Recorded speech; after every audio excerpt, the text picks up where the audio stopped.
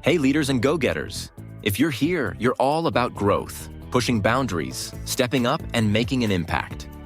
But when it comes to your career, are you leading the game or just playing along? Whether you're chasing a promotion, switching careers, or just want to stand out, it all starts with one thing: your executive summary. And guess what? We've got the Ultimate Executive Summary e-playbook, and it's 100% free.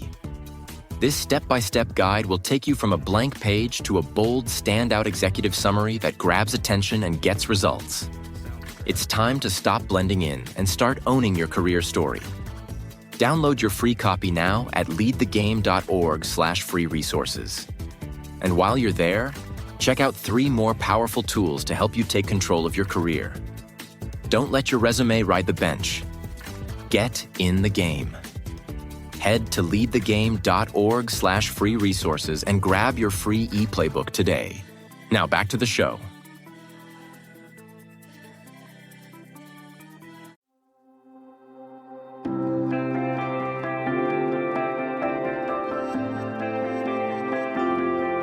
Welcome to What's on Your Bookshelf, a life and leadership podcast where we live out loud the pages of the books that are on our shelves, with your hosts, Denise Russo and Sam Powell.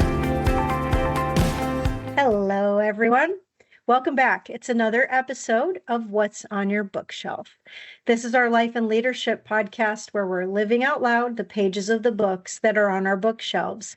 My name is Denise Russo. My co-host is Sam Powell, and the book that we are in is The 4 Agreements by Don Miguel Ruiz, which is a practical guide to personal freedom. We started this book a couple episodes ago, so if you're just catching up, you can always go back and listen to the episodes. But today, we are in chapter number 3, which is the second of the 4 agreements. And Sam, I am, as always, but even more so today, very happy to be with you here and going through this book, which is very personal.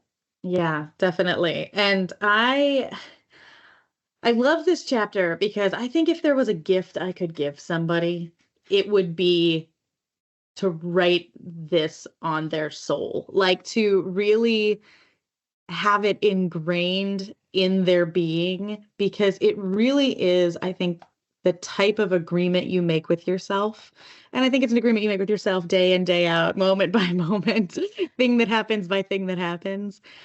But when you do, it really does set you free in a way that I've found very few other things have in my life so far. Like this to me was a slow reckoning throughout my life, especially in the last probably 10 years, I would say, just of like, I don't know. I feel like this last decade of mine has been coming around and writing this agreement onto my own soul. And if I could give people a gift in life, I think it would be this one. I would love for you to send that gift to me, FedEx Express, because this one is really, really hard today. And it's because if you don't have this book in your hand while you're going through something, it's really hard to get past what this is teaching. And so this is why, I don't know, I really loved the Coach Wooden book, but I loved, as you know, most the one piece where he talks about drinking deeply from good books, which means if you're going to read a book, you don't just read the words, you have to live them out loud, which is how we actually came up with the tagline for the show. And this one is so meaningful to me just this week. And so I want to share that as you're listening, each chapter is how we're living these out loud. It may be that this chapter doesn't resonate with you today, or maybe it deeply does, but books are not meant to be stored on your shelf just to be decorations, like I mentioned my cousin did. And so when I'm looking at this, I'm thinking to myself that in this specific chapter, there's at least 3 examples that are happening in my personal life right now that are easy to take something personally. So I want to point out, for me, one of the most poignant parts of the chapter. I highlighted it, I wrote on it, I folded the page over, and I even have a little flag on the page. And it basically says nothing other people do is because of you. It's because of themselves. All people live in their own dream, in their own mind. They are completely in a different world from the one we live in. And when we take something personally, we make the assumption that they know what's in our world, and we try to impose our world on their world. And that has to give me pause, even because you and I were talking off microphone before we got on the call just now. And there's so much that I know that I do, especially with people I love the most, that I internalize about their feelings. Mm-hmm. Yeah. And I think that that's one of the hardest things. And he explains, and I have that exact same thing, highlighted, starred, tag on the page. And he says right before that, right, is what causes you to be trapped is what we call personal importance, or taking things personally. It's the maximum expression of selfishness because we make the assumption that everything is about me.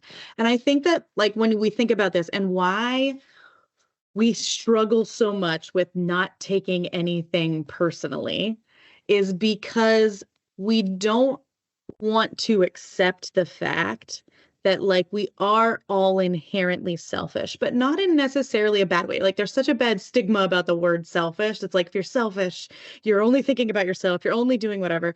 But I think you got to reframe that a bit into, we are all self-centered in the way that we only exist from ourselves, right? We only exist through the lens of our eyes, our ears, our experience, all the things that make us who we are. And so when we think about, taking things personally, right? And like, when I think about nothing anything else does about you, you've got to first accept that foundation that everything that we do, even if it's for someone else, is from you, right? It originates within you, within your feelings. And it reminds me of an episode of Friends, right? The TV show from the 90s. There was this episode where Phoebe said in it that there's no such thing as a selfless act. Like, not a single, like, there's just not at all.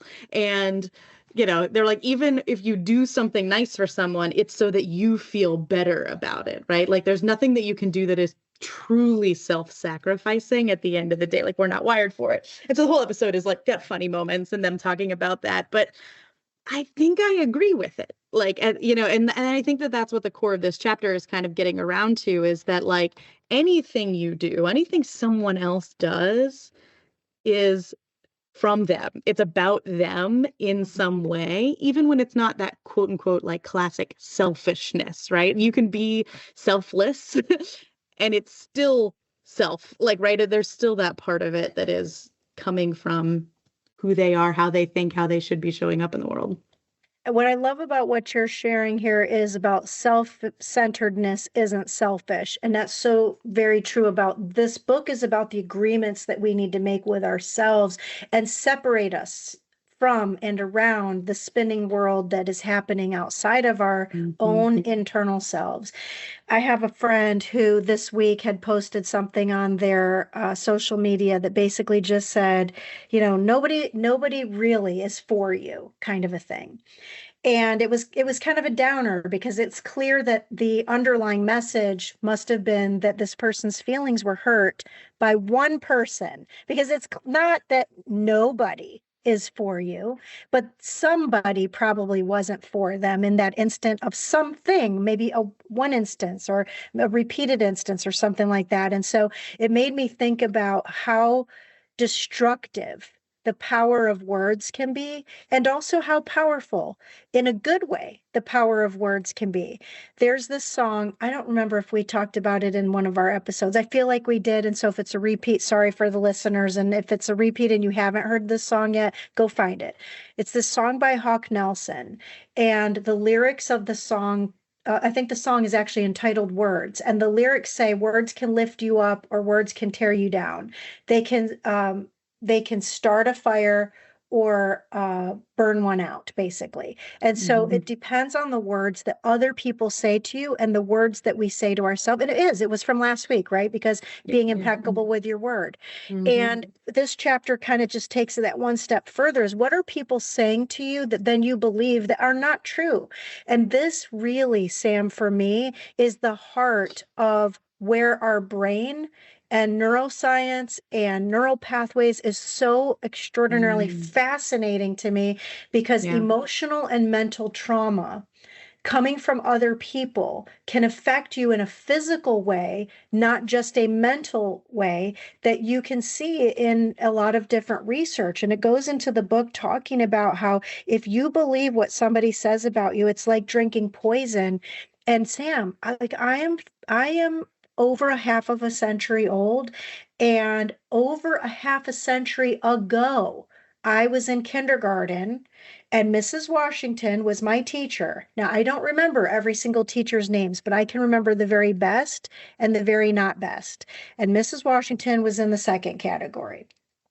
And I remember that there was a time, and I just wanted to be like, everybody wants to be the leader and follow the leader, right? Everybody, not, well, maybe not everybody, but I wanted to be the leader.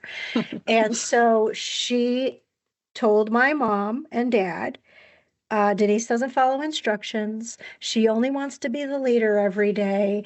And you're going to have to just tell her she can't always be the leader. And so when my parents told me, it was in a way in which I was in trouble. Like I was in trouble for wanting to be the leader. And that stuck with me for like such a really long time, because Sam, I became extremely introverted after that, very shy. I know a lot of people don't believe that know me today, but very, very shy, to the point where I wouldn't even lift my head up if I was talking with people, because I felt like it was wrong to want to be the leader. And then fast forward, when I moved to Florida, I was in the middle of 11th grade. Very hard time, when you're 15, 16 years old and you move from the place you grew up to a brand new place where you don't know anybody. And I set it into my mind then, Sam, that I was going to try to be the person that I really wanted to be, because I wasn't living the life of what I wanted to be. I didn't want to be shy. I didn't want to be where I couldn't speak up for myself. And so I created like this persona of who I really wanted to be. And then that kind of transformed into who I really was. I don't want to say who I became. It was like a reawakening of who I was, that I wasn't held back. But then fast forward into my adult life, into my career, there was one time I had a performance review. And at that time, it was when performance reviews were like once a year instead of what they should be, which is like every day. And so in this review, I sat there and I was with my manager, who was one of my most favorite leaders I've ever worked with, ever. I loved her. I respected her. I trusted her. She would hug me every day, tell me she loved me. She'd call my kids to ask them every day if they were doing their homework, and she would tell them really positive affirmations. Like everything about that leader was everything you want a leader to be, bar none, best leader I've ever had. And on that day, we sat down. And she said, it with a smile on her face, Denise, you are a great starter. And then she paused and was silent. And I didn't hear, you're a great starter, and that's awesome, and that's your superpower. What I heard was what she didn't say, which is you're a bad finisher. And so I put it into my mind that she was saying, the agreement I made was you're a bad finisher. And so I drank poison that she didn't even give me. Like she wasn't giving me the rotten apples. She was giving me a gift. And it took me a really long time to get past what the book says is emotional garbage, because that hurt me for a really long time. Because then I looked at her like, she doesn't think I'm good at finishing. And she never said that. But because she was a good leader, one time I was able to go to her and say, I just need to talk with you because I trust you and that this thing hurt me. And she said to me, Sam, I never intended for you to read it that way. But if you don't communicate, then how would you know? That's exactly it. And he talks later in this chapter about, assumptions really being, part of what, hurts us. Maybe it's the next chapter. Oh no, it's the next chapter. It was all about assumption. So we'll get into that for sure, right? Like what we assume is, keeps us in this space. But, that story that or both of those stories that you're telling, right, is that like it speaks to that magic that he talks about from the last chapter, right? Like our words can put a spell on somebody else. I mean, especially when we're little, right? Because when we're little, the only thing we have in life are the adults, right? We're so dependent on the adults. And so anything that they tell us immediately is an agreement because we don't know any better, right? And then it takes as we grow and those awakenings that you like, right? That awakening that you went through to realize, and I deal with this all the time with like people in the mid-career. Like I feel like there's phases that you hit in life. Somebody said, it was at our retreat last 2 years ago now at this point. We were wrapping up for the day and somebody said, I feel like life goes in cycles of like 7 years. And I sat there and I thought about it and I was thinking about myself at 7 and at 14 and at 21 and at 28. And I was like, oh, that hits for me, right? But I think we hit these cycles of awakenings, right? Where we come into ourselves and like teenage years are definitely one of them, right? We're breaking away from, hey, everything an adult tells me becomes an agreement to, is it, right? This isn't what I want, right? And I think we do the same thing like in our careers a couple of times, but especially I feel like I see it a lot when people are hitting like, I don't know, in their like late 30s, 40s, kind of depending on what your career's been like and how long you've spent at places, but like you kind of get into that like 40 range, right? And like in your 40s, you're like, oh, like, is this? And then I think you do that a couple of times, but it's that awakening moment of like, are these agreements the agreements that I want, right? The spell that's been cast over me, is it black magic or is it good, like, light magic, right? Is it dark or light here? Is it happy or, is it good or bad for me?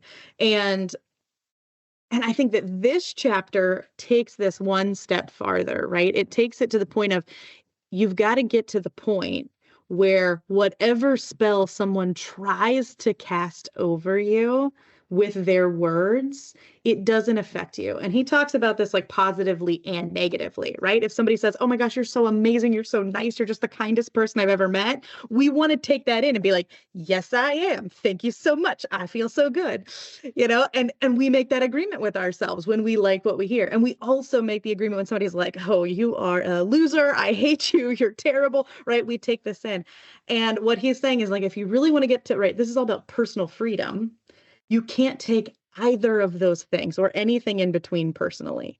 What someone else is saying is about them, not about you. It's their perspective, their space, their dream that they're living, and it has nothing to do with you whatsoever. And it reminds me of Taylor Swift just did a couple months ago, weeks ago, I don't remember at this point, was on the New Heights podcast with the Kelsey brothers. And she said, like what people say about me is none of my business. And that's what this is, right? Mm-hmm. It's that it's none of my business what somebody says or thinks about me at all, because it doesn't affect, like, it's that inner citadel that we talked about in 2 books ago, mm-hmm. The obstacles of the way. The Stoics say you have to build up this inner citadel that no one can penetrate. And that's really, to me, what this is. So how do you interpret the next piece of this where he says, even the opinions you have about yourself are not necessarily true. Therefore, you don't need to take whatever you hear in your own mind personally, because this is an interesting one. This mm-hmm. is talking about how you untether from your own self. And I can't remember what book it was that we read together, Sam, but it was something about how you have like 95,000 thoughts an hour or something like that go through your mind. So which ones of those are your ego? Which ones of those are your foes? Which ones of those are just the mistruths that were built from your belief system, that were built from your childhood, like you said? How do you untether yourself to know, well, then what is true? Because if it's saying that the opinions you have about yourself are not necessarily true, and if we're trying to say there really is no such thing as good or bad, then what is? Yeah, and I think that that goes back. I think the answer to that is in the introduction of this book, that story about the smoky mirror Hmm. and this like revelation that, 3,000 years ago a human had. And it's that, like the quote from the book is he saw himself in everything, in every human, in every animal, in every tree, in every water, in every rain, right? He saw that life mixed with the tonal and the nagual in different ways create billions manifestations of life. And so I think that at the core of it is that you are not any of the things that you think. You are not any of the things that anyone thinks. You are life. You are light. You are good. You are all of the best. You are love, right? You are everything that is great about existing in this plane or any other. And that's all it is. Like it's that simple. Like I am, right? Like it just like that's the full sentence. And I think that all the rest of it, right? We cling so hard to identity and to, all of that. And I think that this is a release. This, like, not taking anything personally, someone else says, you say, is a release of identity, is a release of all of those things that you could be. And it reminds me of the solve for happy, Hmm. right? Like you are not the driver, you're the observer of the driver, right? It's putting that space between all those thoughts, all those things, all the words that come at you, and you as yourself. You just are. And what you are is life. And so then it doesn't matter. Nothing can penetrate that, is really like the aim here, I think. I love how you're describing that. It's about a choice at the end of the day. This is a choice to Mhm. have these agreements with yourself. You can choose. And in this agreement, the author says, we're naturally wired for human suffering. We're addicted to it. We're addicted to suffering, but that's nothing more than just an agreement that we reinforce with ourselves every day. And so, if you can trust yourself and choose to believe or not believe what you're saying to yourself, I love the description, the way he writes about it. He says, have you ever been somewhere where it's like a really busy marketplace and everybody's talking all at the same time? And this happened to me this past weekend. We went out to dinner for Olivia's birthday, and we were at this restaurant that she picked. She was so excited to go to. And we got to the restaurant, and it was really crowded because it was a place everybody wanted to go to. And we were seated at a table right next to a party of like 20. Mhm. And everybody at that table was not only talking, but they were talking really loudly, all to each other, all at the same time, plus other tables around that table. Mhm. And in that moment, Sam, I was like really not having a good experience because I wanted to have quality time with the person I wanted to talk with, my daughter, Yeah. and not have to scream across a table. So we ended up asking the server if we could be moved. And he first came in the first visit to the table. He said, we're really busy today. We're sold out on our reservations. And we gently described why we asked to be moved. And so I think this is also going back to how you communicate with other people. Is we said, it's very loud and we know they're having fun, but we want to have fun too. And so the guy ended up moving us to the most perfect place in the entire restaurant, outside, which I love to sit outside. And the weather was gorgeous. And so we were outside, and there was nice light music playing, and the weather was perfect, and there weren't barely many people outside. And we had a smaller table where we could be closer to where we were with each other. And we ended up having the two best servers I think they probably have in the restaurant. Now, is that true? Maybe it just was because our experience was good that we Mhm. thought that these servers were like the best, right? So in that moment, it was that we were treated with kindness, but it was also because we treated them with kindness because we weren't in a place we wanted to be. And that should be the same thing that we deal with in our personal or professional lives, right? If you're in a place you don't really want to be, whether it's in a situation or actually in your real job or around people, and you can't find your way out, you're choosing to stay stuck. And as hard as that is to say, it is a choice, right? Like you can choose to stay stuck there. I've had clients we've talked about on the show where they chose to stay stuck and they're miserable and became unhealthy physically because of it. Yeah.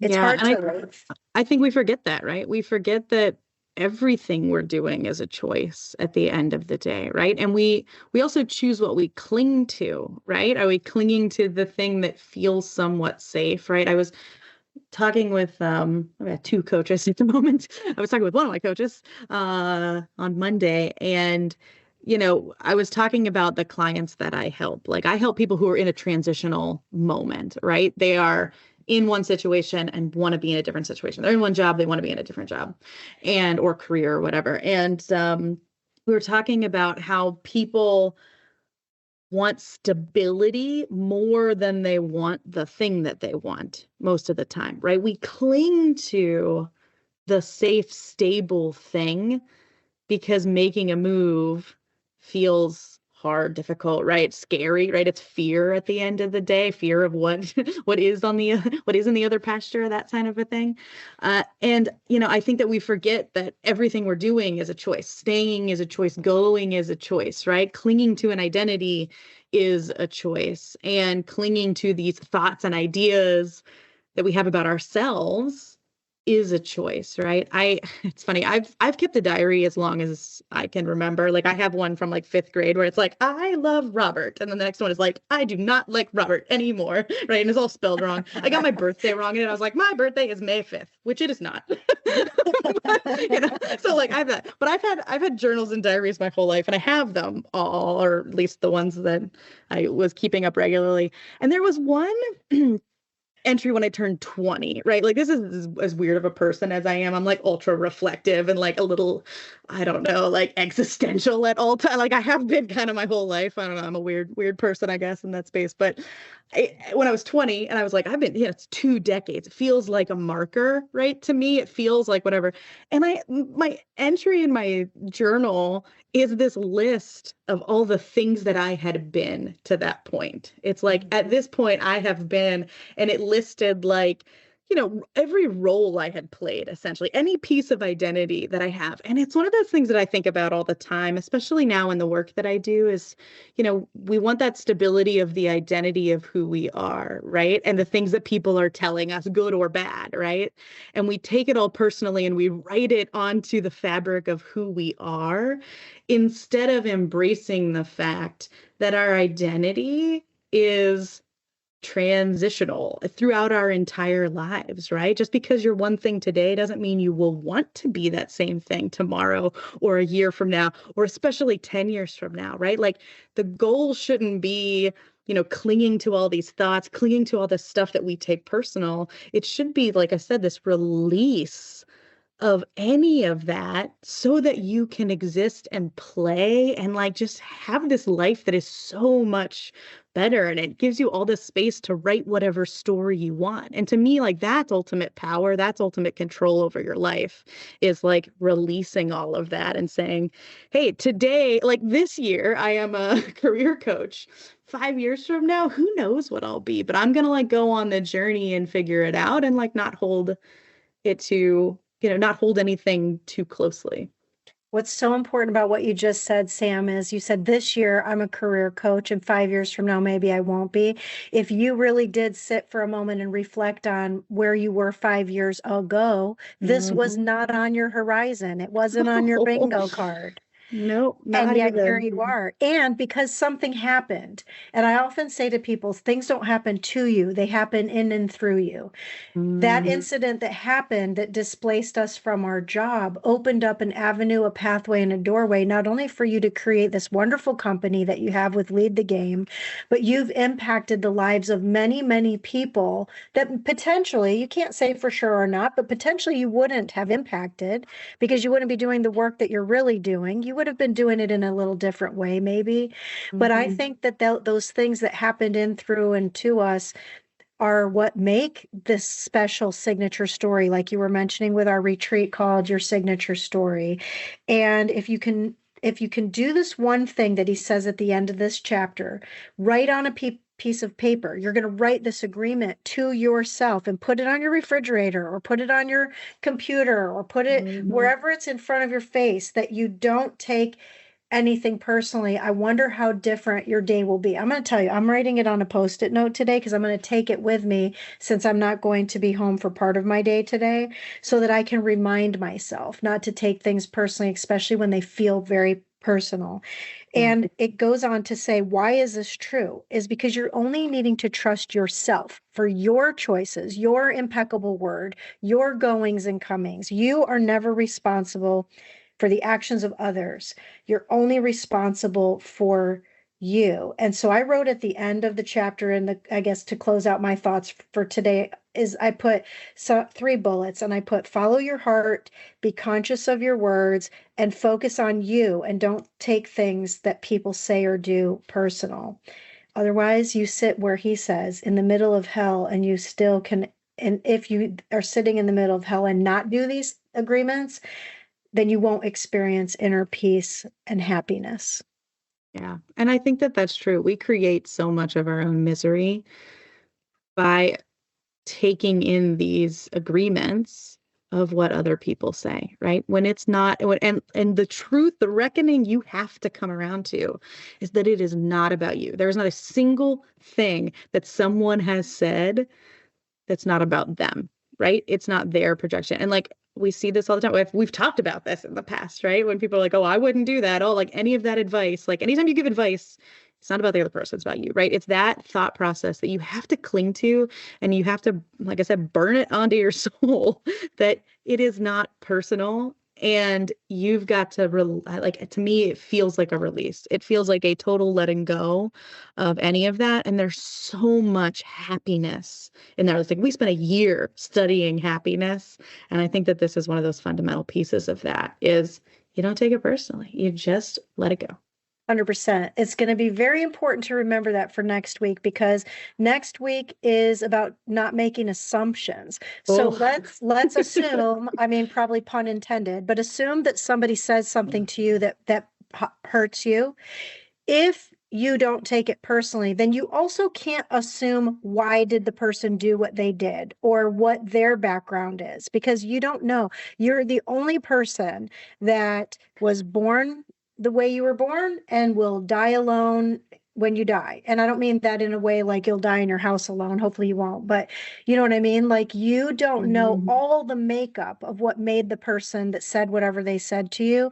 So how can you assume that in the moment they said something, in that specific day, at that specific moment, at that specific time, that they weren't going through something else? And because they don't know about being impeccable with your word, and they don't know about this piece of really sitting with yourself to not make these judgments against yourself, how do you really then not be able to move past that if you could separate yourself? One of my most favorite coaching exercises is this exercise where you ask your client to imagine that they bring like their favorite board of directors to the table. And essentially, it's about a decision that they want to make. Maybe they want a better career, they want to get a promotion, maybe they want to change their career, or maybe they're struggling with a project that they're working on and they're just trying to get the opinions of others, even though we're saying that you shouldn't necessarily take anything personal, but we do. We take the things other people we respect and trust personally. So in this exercise, you invite these people into your space that aren't actually there because you're kind of dreaming about what they would say. And one of the things you do in the exercise is, like, if I invited you to the table, and you probably would be somebody I would invite to my table. And so the coach would say, all right, Sam is sitting in front of you. Imagine it in your mind, because whatever you think in your mind, your brain doesn't know the reality between fact, fiction, real life, dream life. It just doesn't. It's just processing thinking. And so the coach would say, imagine you're sitting in a room with Sam and you told her this thing that you're going through and experiencing. What do you think she would say to you?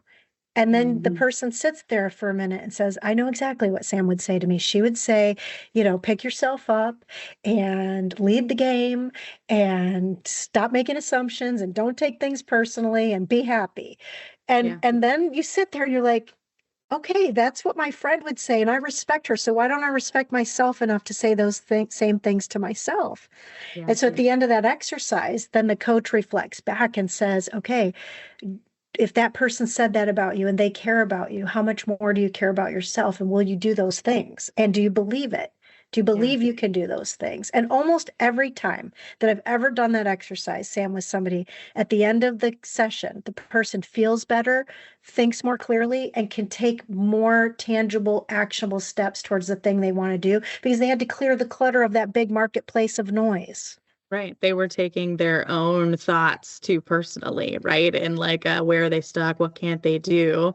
When in reality, you've got to, you got to you got to release all that, right? And then find that space of like, oh, there is possibility. And something you said in that reminded me of something somebody told me in an interview. I always used to ask this question when I interviewed people of how do you personally handle stress? Because I was hiring for a job that was stressful, right? People are coming at you, they're yelling at you, there's problems, there's all sorts of stuff. And so inevitably you're going to be super stressed and be like, I can't handle this.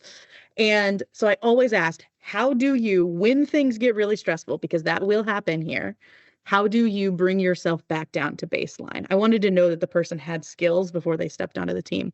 And it's funny, those are like some of the answers I remember. Like I've interviewed hundreds and hundreds and hundreds of people and sat through a million rounds of interviews. And one of the answers to that was I take everything, like I take all of work seriously, but not personally. And I think that that's like when you were just explaining that, that's the line that went through my head of, yeah, like I still will take feedback from people. I'll still think about what you say, but I'm not going to take it. I'm not going to make the agreement that that is truth and is, whatever, right? It's that, again, it's that inner citadel. It's that block between the words and the magic that you're saying to me, good or bad magic. And it doesn't get written into the DNA of who I am. It becomes a thought that I'm allowed to think on and take seriously, but not personally. I love that. I love that. Well, next week, we're going to talk about not making assumptions. It's the third of 4 agreements. This is a short book. Zach will have in the show notes ways for you to get access to the book, as well as for you to communicate directly with us, because it always helps us to hear as well. How are you living out loud these things that we're sharing with you that we are? This is just kind of like we said before, Sam, you and I are sitting here having kind of coffee time with each other and just sharing our stories with each other in the hopes that it's resonating with others as well. So for this week, my name is Denise Russo, and on behalf of my good friend Sam Powell, this has been another episode of What's on Your Bookshelf.